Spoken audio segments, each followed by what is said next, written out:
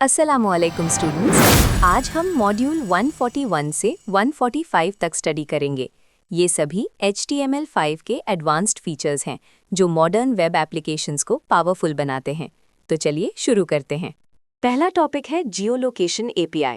ये feature user की location को एक्सेस करता है, मतलब उनका लैटिट्यूड और लॉन्गिट्यूड। लेकिन ये बहुत इंपॉर्टेंट है कि यूज़र को परमिशन देनी पड़ती है क्योंकि ये प्राइवेसी से रिलेटेड है।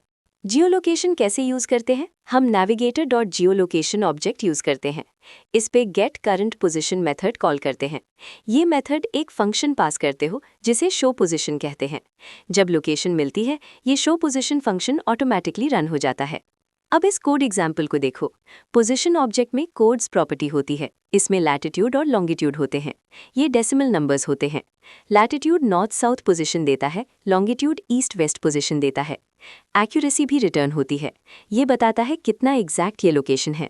लेकिन अगर यूज़र ने परमिशन डिनाई कर दी या लोकेशन मिल नहीं पाया तो एरर हैंडलिंग करना पड़ता है।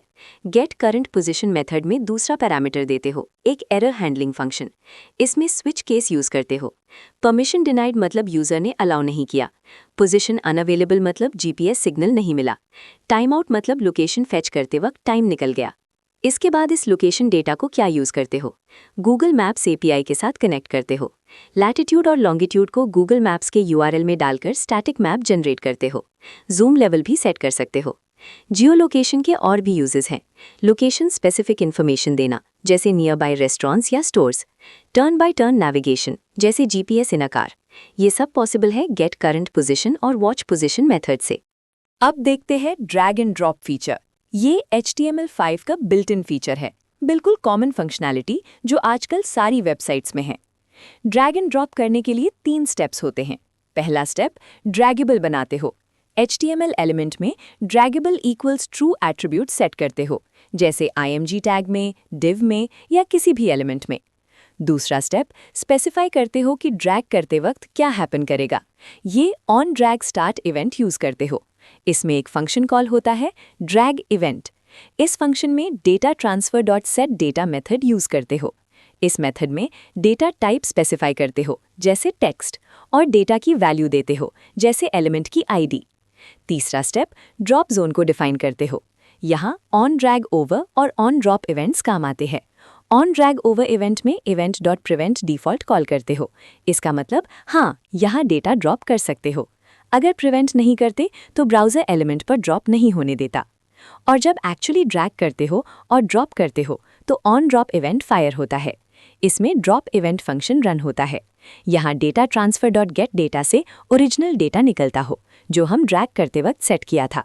फिर उस एलिमेंट को टारगेट लोकेशन पे अपेंड चाइल्ड करते हो।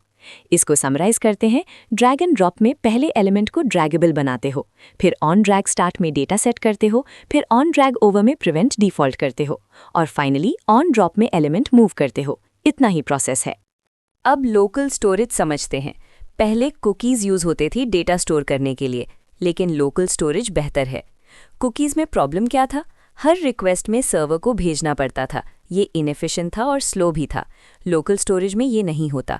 डेटा ब्राउज़र के पास रहता है, सर्वर को कभी नहीं भेजना पड़ता। लोकल स्टोरेज कितना सिक्योर है और कितना डेटा स्टोर कर सकते हो? ज़्यादा सिक्योर है कुकीज़ से। लोकल स्टोरेज में 5 MB तक डेटा स्टोर कर सकते हो। ये बहुत ज़्यादा है और ये डेटा सर्वर को ट्रांसफ़र नहीं होता। HTML5 में 2 ऑब्जेक्ट्स है स्टोरेज के लिए। देखते हैं। पहला है विंडो डॉट लोकल स्टोरेज। इसमें डेटा स्टोर करते हो और ये कभी डिलीट नहीं होता जब तक हम मैन्युअली रिमूव नहीं करते। ब्राउज़र क्लोज करें, दिन बाद ओपन करें, डेटा वही रहेगा। दूसरा है विंडो डॉट सेशन स्टोरेज। ये सिर्फ एक ब्राउज़र टैब के लिए डेटा स्टोर करता है। जब टैब क्लोज हो जाता है, डेटा डिलीट हो जाता है। कोड एग्जाम्पल देखो। Local storage dot set item से डेटा स्टोर करते हो। 2 पैरामीटर्स देते हो, की और वैल्यू। जैसे लास्ट नेम की में अदील वैल्यू स्टोर की। रिट्रीव करते वक्त local storage dot gate item last name use करते हो, या फिर डायरेक्ट नोटेशन यूज़ कर सकते हो, local storage dot last name equals Adeel, और रिट्रीव करते हो var string equals local storage dot last name. Data remove करने के लिए रिमूव आइटम मेथड यूज़ करते हो। याद रखो, name value pairs always strings के तौर पे स्टोर होते हैं। अगर नंबर या ऑब्जेक्ट स्टोर करना हो तो पहले कन्वर्ट करना पड़ता है। अब एप्लीकेशन कैश समझते हैं। इसका पर्पस है वेब ऐप को ऑफलाइन में चलाना। इंटरनेट के बिना भी वेबसाइट ओपन हो सकते हो? हाँ, एप्लीकेशन कैश से पॉसिबल है। कैश मैनिफेस्ट फाइल क्रिएट करते हो, इसमें लिखा होता है कि कौन सी फाइल्स कैश करनी है। HTML डॉक्यूमेंट में मैनिफेस्ट एट्रीब्यूट ऐड करते हो, जैसे manifest equals to demo.appcache। Browser देखता है ये एट्रीब्यूट और पूरा पेज कैश कर देता है। मैनिफेस्ट फाइल एक्सटेंशन .appcache होता है। मैनिफेस्ट फाइल में 3 सेक्शंस होते हैं। पहला कैश मैनिफेस्ट सेक्शन, यहाँ लिखे हुए फाइल्स फर्स्ट टाइम डाउनलोड होने के बाद कैश में रह जाते हैं।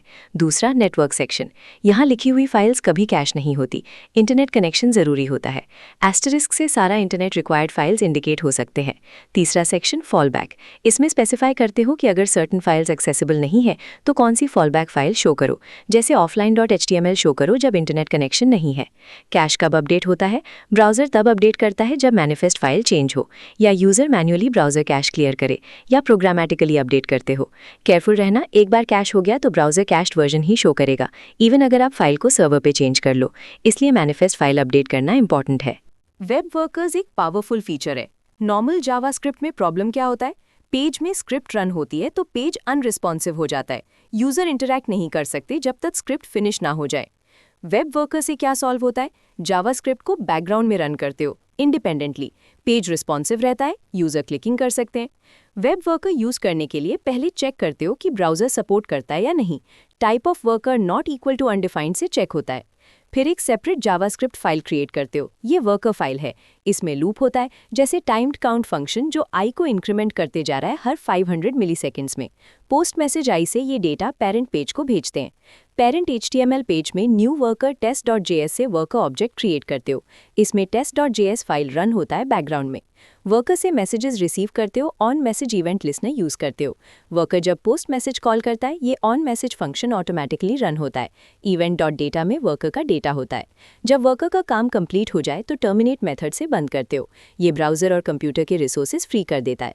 फिर अगर दोबारा यूज करना हो तो वर्कर वेरिएबल को अनडिफाइंड सेट करते हो। इंपॉर्टेंट पॉइंट, वेब वर्कर्स को DOM एक्सेस नहीं होती। Window object, document object, parent object कुछ भी नहीं, सिर्फ बैकग्राउंड कंप्यूटेशन के लिए यूज होते हैं।